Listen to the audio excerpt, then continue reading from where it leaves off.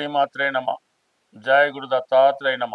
ఈ వీడియోలో మనం జాతకులకి గృహయోగం ఎప్పుడు ఏర్పడుతుంది, అసలు వారి యొక్క జన్మ జాతకంలో సొంత గృహయోగం ఉన్నదా లేదా అన్నది ఏ విధంగా తెలుసుకోవాల్సి ఉంటుంది, అలాగే గోచారంలో గ్రహాలు మారినప్పుడు ఏ గ్రహాలు అనుకూలంగా వచ్చినప్పుడు ఏ ఏ రాశుల వారికి సొంత గృహయోగం ఏర్పడుతుంది అన్న విషయాన్ని మనం ఈ వీడియోలో పరిశీలించే ప్రయత్నం చేద్దాం. ముందుగా జాతకుడికి సొంత గృహం యోగం ఉందా లేదా తెలుసుకోవాలంటే చతుర్థ భావంపై మనం దృష్టి పెట్టవలసి ఉంటుంది. అలాగే చతుర్థ భావం, చతుర్థ భావాధిపతి, అలాగే కారకుడు కుజుడు, ఈ గ్రహాలు జాతకుడికి బలంగా ఉంటూ చతుర్థ భావంపై శుభగ్రహాల దృష్టి ఉన్నప్పుడు జాతకుడికి సొంత గృహయోగం ఏర్పడడం జరుగుతూ ఉంటుంది. అయితే చతుర్థ భావం కేవలం గృహానికే కాకుండా విద్య, వాహనం, మదరు, జీవితంలో సుఖ సంతోషాలు, ఆనందం, ఇవన్నీ కూడా చతుర్థ భావాన్ని బట్టే పరిశీలిస్తుంది. అయితే కొంతమందికి మంచి విద్య ఉన్నా సరైన గృహం అయితే ఉండదు. కొంతమందికి మంచి గొప్ప ఆస్తులు ఉన్నా కూడా సరైన విద్య లేకపోవడం జరుగుతూ ఉంటుంది. దీన్ని బట్టి జాతకంలో చతుర్థ భావం యొక్క బలంతో పాటు ప్రతి భావానికి ఒక కారక గ్రహం ఉండడం జరుగుతూ ఉంటుంది. ఉదాహరణకి జన్మ జాతకంలో చతుర్థ భావం బలంగా ఉంటూ శుక్రుడు బలంగా ఉంటే జాతకుడికి మంచి వాహన యోగం ఏర్పడుతుంది. అలాగే బుధుడు బలంగా ఉంటే గొప్ప విద్యాయోగం ఏర్పడుతుంది. గురువు బలంగా ఉంటే మంచి పాండిత్యం కలిగి ఉంటాడు. అలాగే కుజుడు బలంగా ఉంటే స్థిరాస్తులు, భూమి, పొలాలు, ఇవన్నీ కూడా కలిసి రావడం జరుగుతూ ఉంటుంది. సో అందువలన ఏంటంటే చతుర్థ భావంలో ఏ గ్రహం ఉన్నది, చతుర్థ భావాన్ని ఏ గ్రహం చూస్తున్నది, చతుర్థ భావాధిపతి ఏ గ్రహంతో కలిసి ఉన్నాడు, ఇవన్నీ పరిశీలించిన తర్వాత జాతకుడికి ఎటువంటి గృహం ఏర్పడుతుంది అన్న విషయాన్ని కూడా మనకి ఈ గ్రహాలను బట్టి తెలియజేయడం జరుగుతూ ఉంటుంది. శని యొక్క ప్రభావం వల్ల జాతకుడికి రాళ్లతో కట్టినటువంటి, అంటే పూర్వకాలం ఈ కోటలు అటువంటి ఉండి కదా, అటువంటి భావన ఉంటుందని. అలాగే ప్రస్తుతం శుక్రుడు యొక్క ప్రభావం ఉంటే చాలా విలాసవంతమైనటువంటి భవనాలు ఉండే అవకాశం ఉంటుంది.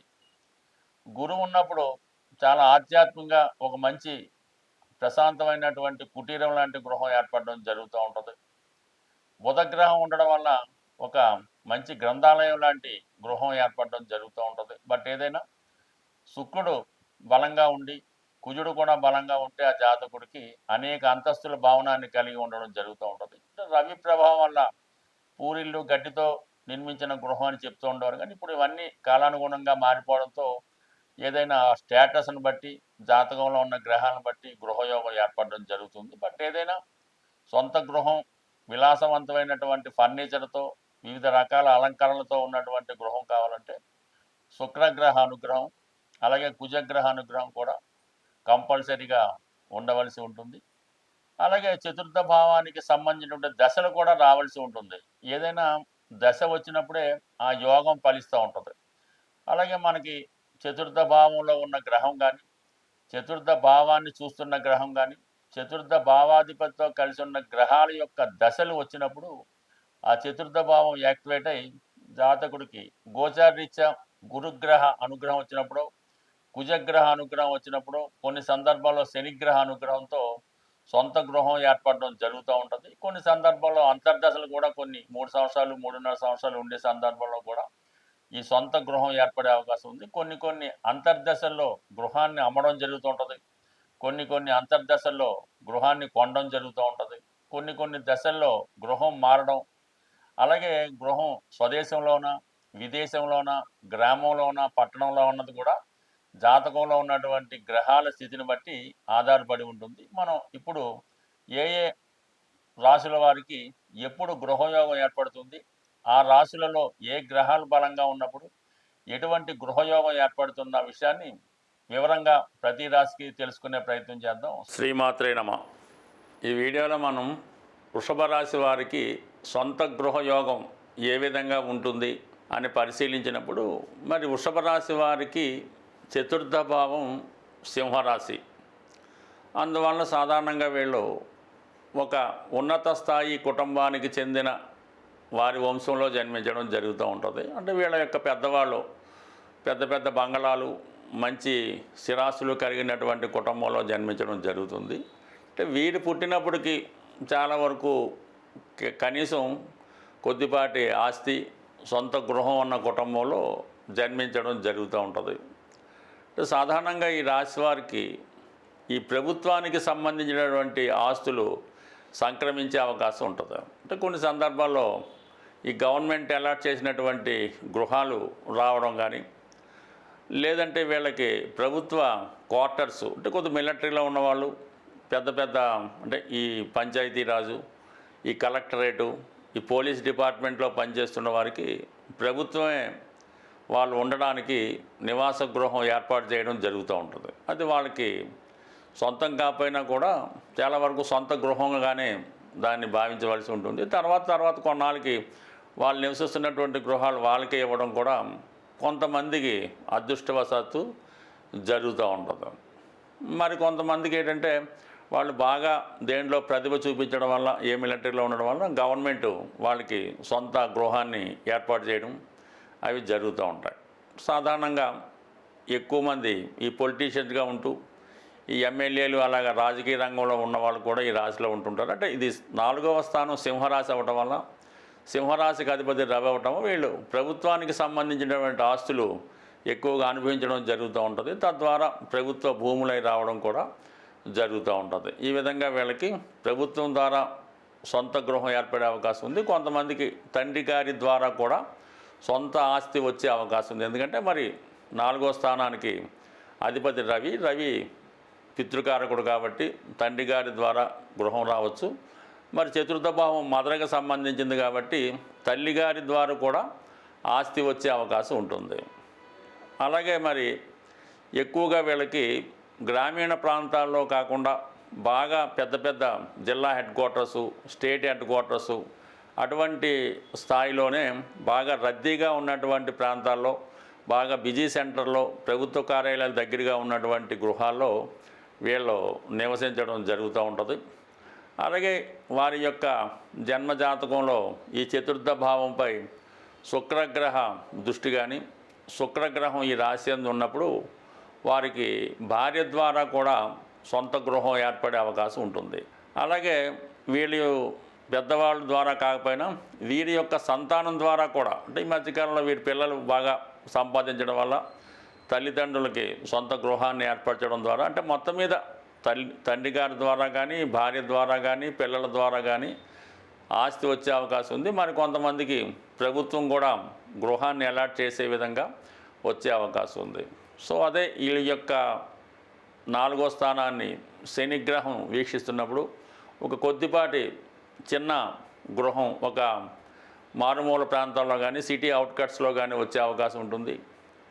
ఈ బుధగ్రహం వీక్షిస్తున్నప్పుడు సాధారణంగా పంట పొలాలకి దగ్గరలో, వ్యవసాయ క్షేత్రంలో, ఫామ్ హౌస్ లాంటివి వచ్చే అవకాశం ఉంటుంది.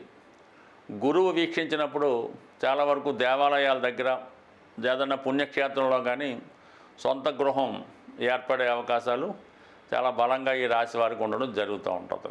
అయితే రాహు ఉన్నప్పుడు వీళ్ళకి సంబంధం లేని ఆస్తి కూడా వచ్చే అవకాశం ఉంది. అంటే వీళ్ళకి ఏదో సంబంధం లేని వాళ్ళు ఎవరో ఆస్తి రాయడం వల్ల, ఏదో కొన్ని తరాలుగా ఎవరో అనిపిస్తూ వీళ్ళకి వారసత్వంగా సడన్గా ఆస్తి రావడం వల్ల వచ్చే అవకాశం ఉన్నది. రాహు యొక్క ప్రభావం వల్ల సడన్గా ఊహించని విధంగా కొన్ని కోట్ల ఆస్తి లాంటిది సంక్రమిస్తూ ఉంటుంది. అదే కేతుగ్రహ ప్రభావం వల్ల ఏదైనా దేవస్థానానికి సంబంధించినటువంటి ఆస్తులు కానీ, దేవస్థానానికి సంబంధించిన గృహం కానీ ఈ విధంగా వచ్చే అవకాశం ఉంది. కొంతమంది మరి సొంత గృహంలాగే ఈ టెంపుల్స్కి సంబంధించినటువంటి వాళ్ళు వీళ్ళకి గృహాలు ఇవ్వడం కానీ, లేదంటే ఏదన్నా ఒక ఓల్డేజ్ హోమ్ లాంటిదో సొంతంగా వీళ్ళ జీవితాంతం ఉండే విధంగా ఏదైనా ఆశ్రమంలోనో, ఒక పుట్టపర్తి లాంటి పుణ్యక్షేత్రంలోనో సొంత గృహం అలాట్ చేయడం జరుగుతూ ఉంటుంది. అంటే వీళ్ళు ఉన్నంతకాలం వీళ్ళదే అవుతుంది. దాని తర్వాత మళ్ళీ అది వేరే వారికి ఇవ్వడం జరుగుతూ ఉంటుంది. ఈ విధంగా కేతువు వాళ్ళది కాని ఆస్తి వాళ్ళదిగా అనుభవించడం జరుగుతూ ఉంటుంది. బట్ ఏదైనా ఈ వృషభ రాశి వారికి జన్మతానే గృహయోగం ఏర్పడే అవకాశం ఉంటుంది. స్వస్తి. సొంత గృహం ఏర్పడాలంటే మరి పరిహారం అన్నది ప్రతిదానికి కూడా పరిహారం అన్నది మన శాస్త్రాల్లో చెప్పడం జరుగుతుంది.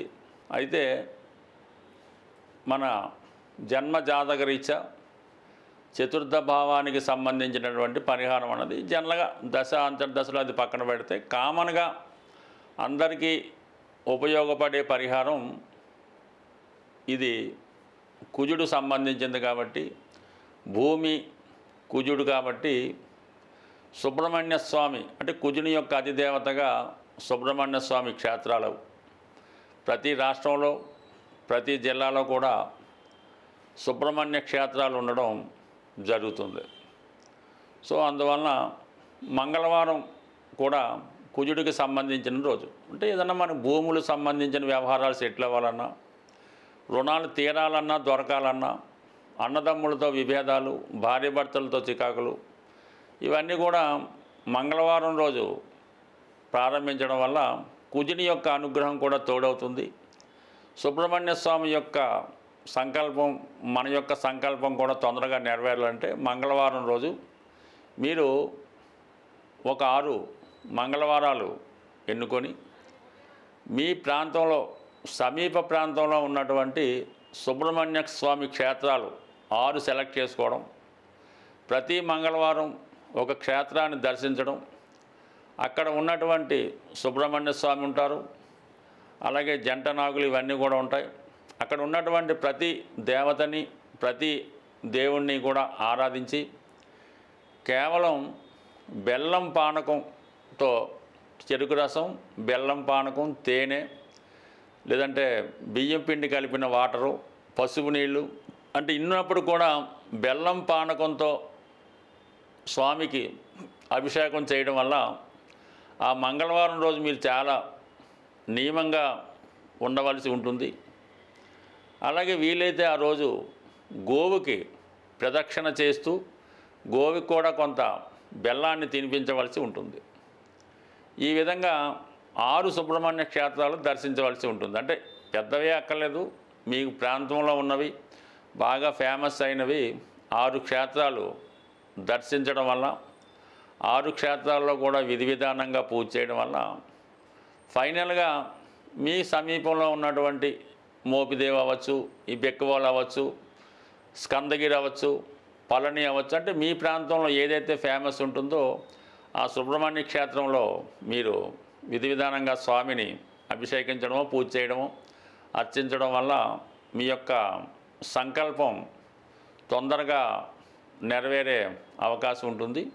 సో ఇవన్నీ వీలు కాని వాళ్ళు మరి ఒక 41 రోజులు మీ యొక్క క్షేమతారలో ప్రారంభించి ప్రతి ఒక్కరోజు నిర్దిష్టమైన సమయంలో హనుమాన్ చాలీసా పారాయణ చేయడం వల్ల కంపల్సరీగా మీకు ఈ 41వ రోజులో నాటికే ఏదో ఒక శుభవార్త మీరు సొంత గృహ సంబంధించిన విషయంలో నెరవేరే అవకాశం ఉంది. అంటే ఏదైనా మనం పని ప్రారంభించేటప్పుడు తారాబలం కూడా ఇంపార్టెంట్గా చూసుకోవాల్సి ఉంటుంది. అది సాధన తార కొన్నింటికి, క్షేమతార కొన్నింటికి, ఈ విధంగా తారాబలాన్ని ఎన్నుకొని మనం ఈ యొక్క ప్రక్రియ ప్రారంభించినప్పుడు కంపల్సరీగా మీ యొక్క సొంత గృహం నెరవేరుతుంది. బట్ ఏదేమైనా సొంత గృహం నెరవేరాలంటే ముందు మీరు నివసిస్తున్నటువంటి గృహం వాస్తుపరంగా ఎటువంటి దోషం లేకుండా ఉండాలి. మీరు అద్దెకున్న ఎవరింట్లో ఉన్నా దాన్నే సొంత గృహంగా భావించి ఆ గృహాన్ని పరిశుభ్రంగా ఉంచడం, పాత వస్తువులు లేకుండా, బూజులు పట్టకుండా, చెదలు పట్టకుండా, ఇరిగిపోయినవి లేకుండా చక్కగా నీట్గా ఉంచడం వల్ల అది మీకు ఇమీడియట్గా ఒక కొత్త సొంత గృహాన్ని ఏర్పాటు చేయడం జరుగుతూ ఉంటుంది. అంటే మనం చూడగానే ఒక ఇంటి చూసినప్పుడు ఇది మీకు అద్దెల్లో ఉంటున్నారో సొంత ఇల్లులో ఉన్నారో అర్థమైపోతూ ఉంటుంది. అందువల్ల మీరు అద్దెంట్లో ఉన్న సొంత ఇల్లులాగా దాన్ని పవిత్రంగా చూస్తే మీకు ఆ అమ్మవారి కృపతో సొంత గృహం ఏర్పడే అవకాశం ఉంటుంది. స్వస్తి.